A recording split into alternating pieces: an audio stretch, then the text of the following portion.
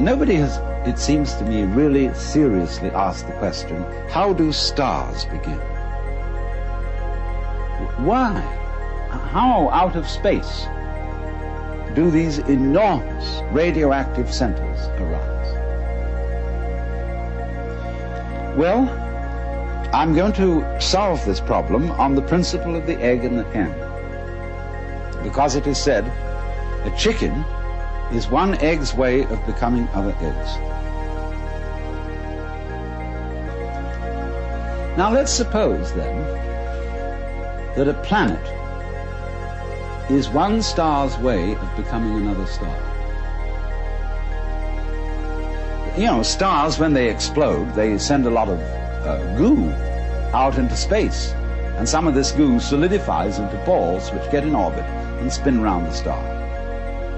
And in one chance in 1,000 maybe, one of those balls will become like the planet Earth, and slowly upon it will arise what some people might call a disease called the bacteria of intelligent life. And they have a notion, these things that we call alive, that they ought to go on. And, you know, they have a fixed idea in their heads that they should keep on doing whatever it is they're doing, and they should always be doing it better. So they divide themselves into different species, and these species compete with each other in order to, as it were, flex their muscles and get better and better at whatever it is they are. And they go on doing this until one species really establishes itself as top species in the particular area on the particular planet. As we, human beings, Homo sapiens, have established ourselves as top species on Earth, whatever top means.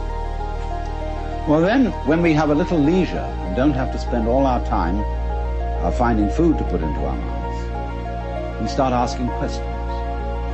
And we look around at each other and everything and say, what is this?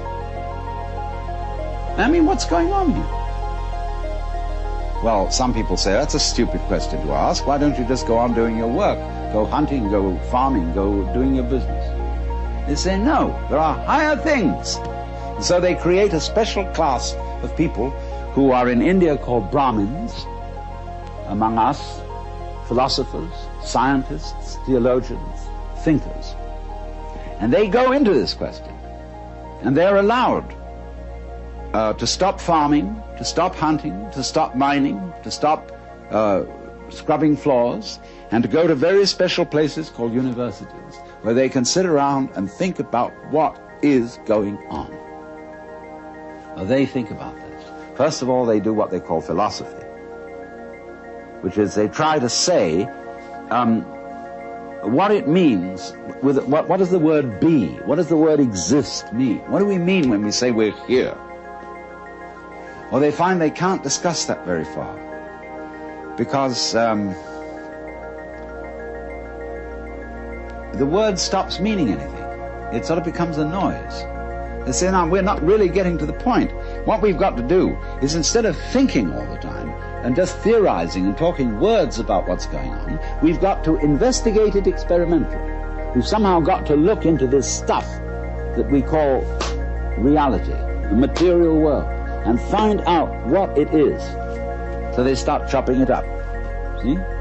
They go into flowers and they chop up the seeds and they look into the middle of the seeds.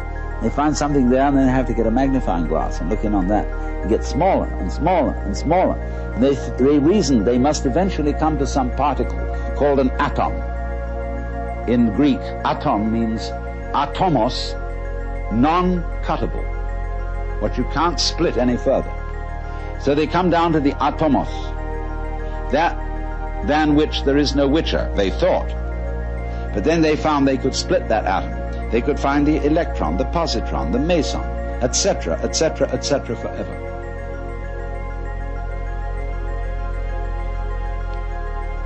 And so they said, well, this is real science, because we've now found out that every atomos of matter contains immense energy, and that we could come to the point where we could release the energy in the atom And the trouble with intellectual people is that anything that can be done must be done. And so eventually, in the necessary course of the development of nature, they found out how to blow the earth to pieces and turn it into a star.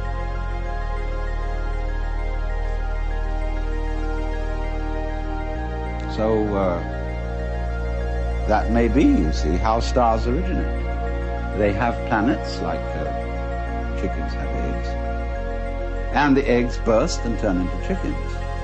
And planets burst through the agency of intelligent life and turn into stars, which throw out other mud balls, which some of which stand a reasonable chance, about as reasonable a chance as, say, any male spermatozoon stands when it enters the female womb of becoming a baby. 1 in a million. And those spermatozoa are in exactly the same position as the planets and the stars.